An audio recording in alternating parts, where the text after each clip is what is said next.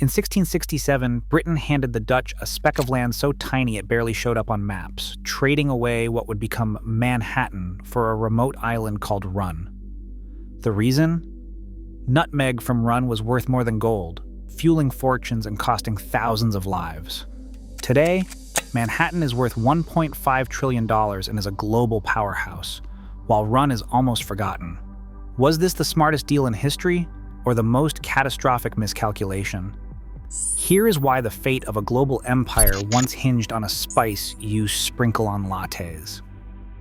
On the Banda Islands, nutmeg trees flourished in a climate unlike any other on Earth. Volcanic soil, constant humidity, and salty sea breezes created the perfect conditions for Myristica fragrans to thrive. For centuries, these 10 small islands in the Indonesian archipelago were the only place on the planet where nutmeg and its sister, spice, mace, could be harvested. Nowhere else, not Africa, not the Caribbean, not even other corners of Asia could produce the same crop. This isolation turned Banda into the beating heart of a global obsession. In 17th century Europe, nutmeg was not just a flavor for the rich. It was a status symbol, a medicine, and a supposed shield against the plague. Apothecaries swore by it. Chefs in royal kitchens used it to mask the taste of spoiled meat. Some even claimed it could send you into wild hallucinations. The result was a consumer craze that sent prices soaring. A handful of nutmeg bought in Banda for a copper coin could fetch hundreds of times its cost in London or Amsterdam. Historians estimate the markup at 60,000%, making nutmeg, ounce for ounce, more valuable than gold. This was more than a luxury, it was a fever. European merchants risked their fortunes and their lives to chase after this spice. The world's most powerful trading companies would soon stop at nothing to control every last nutmeg tree on Banda, turning a remote speck of land into the key to unimaginable wealth and setting the stage for bitter conflict. A single pouch of nutmeg, weighing just a few ounces, could equal several months' wages for a laborer in London or Amsterdam. The profit was staggering. Merchants bought nutmeg for a handful of copper coins in Banda, then sold it for a price inflated by 60,000% once it reached Europe. This was not just a lucrative trade, it was the backbone of an empire's finances. At its height, the Dutch East India Company, known by the initials VOC, reached a market value that modern economic historians estimate at around $8.28 trillion in today's money. That figure eclipses the value of any company in the world now, including Apple and Saudi Aramco. The VOC directors in Amsterdam, known as the Heren Sekseveen, tracked every shipment, every price fluctuation, and every risk because their shareholders demanded returns that rivaled the wealth of entire nations. Their ledgers reveal a simple equation: control the Banda Islands, and you control a commodity more precious than gold. The logic was cold and mathematical. If even a small leak of nutmeg escaped their grasp, if a rival smuggled seeds to another island, or if prices dropped from oversupply, the entire profit machine would be threatened. This relentless focus on monopoly profits drove the company's every decision. The VOC's incentive to protect its trade was not abstract. It was measured in the fortunes of cities, the dividends of investors, and the very solvency of the Dutch Republic. For the men in Amsterdam, nutmeg was not just a spice. It was the key to global power, and they were prepared to defend it at any cost. John Peter Schoen Cohen arrived in Banda with orders that left no room for mercy. In March 1621, he led a force of nearly 2,000 Dutch soldiers, Japanese mercenaries, and local allies across the beaches of Banda Besar. The assault was swift and overwhelming. Within a single day, Dutch columns seized the island's strongholds, and the countryside burned as villagers fled into the hills. Resistance met bullets and blades. Those who survived the fighting faced a far slower death.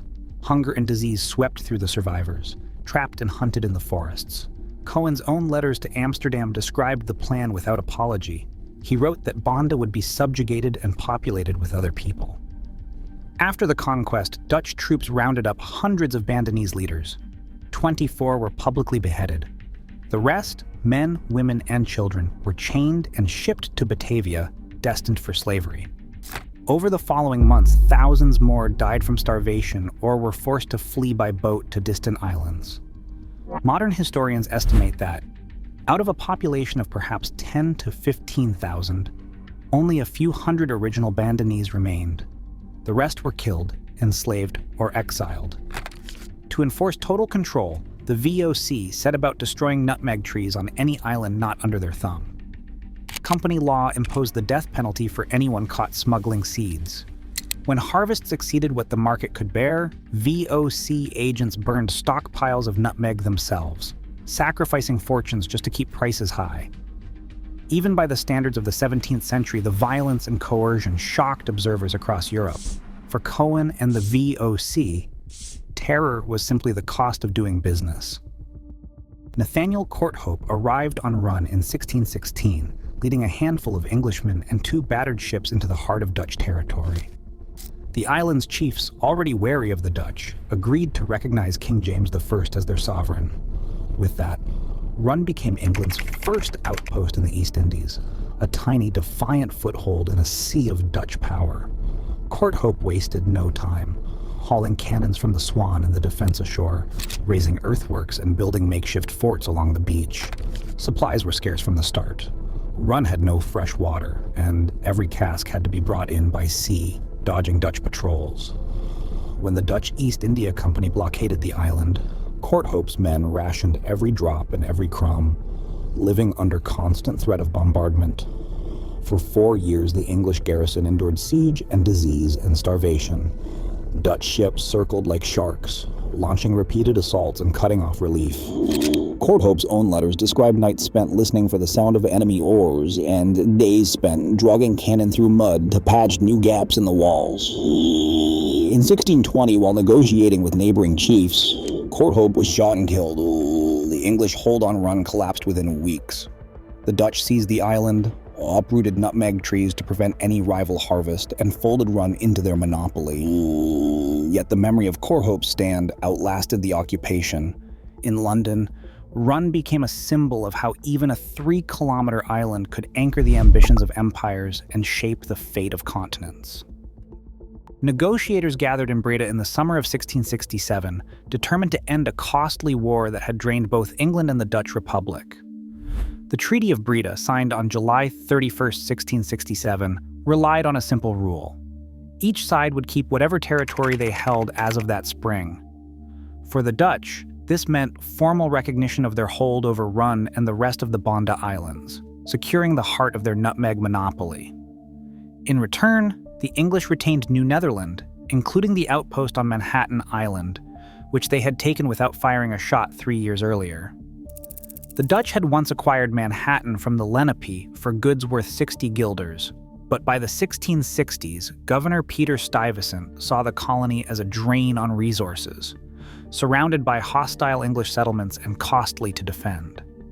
Dutch priorities at Breda were clear: protect the spice and sugar islands that guaranteed profits for the VOC, the Dutch East India Company, and the West India Company. For England, the chance to solidify a foothold on the North American coast outweighed any claim to a distant, embattled nutmeg island. The treaty's language did not spell out a swap, but on the ground, that is exactly what the outcome looked like. Manhattan for Run, each empire betting on a different vision of wealth and security. In the 1770s, a Frenchman named Pierre Poivre set out to do what the Dutch had feared for generations: to steal the secret of nutmeg. Disguised as a botanist, Poivre bribed local workers and smuggled live nutmeg seedlings out of the Banda Islands. He shipped them to Mauritius, where, to the world's astonishment, the trees took root. For the first time, nutmeg grew outside the Dutch monopoly. The news spread quickly. Soon, nutmeg plantations appeared in Grenada, Ceylon, and other British and French colonies. With each new grove, the Dutch grip on the market weakened. Supply soared, and the once astonishing price of nutmeg collapsed by 95% within 50 years. The spice that once rivaled gold in value became an everyday kitchen staple. Run, the island that had sparked wars and treaties, faded into obscurity. Today, about 200 people live there, fishing and farming among the ruins of old Dutch forts. Nutmeg sells for around $10 a pound. Meanwhile, Manhattan, once dismissed as a marginal outpost, houses 1.6 million people and commands real estate prices of $1,500 per square foot. The fortunes of these two islands, once so tightly linked, now stand as opposites in the modern world. Monopolies built on scarcity can vanish overnight. Overlooked possibilities, however, can reshape the world. Today, as global power pivots on rare resources and fleeting trends, the real cost lies in what we choose to value. The future rewards those who see potential, not just profit. What would you trade away?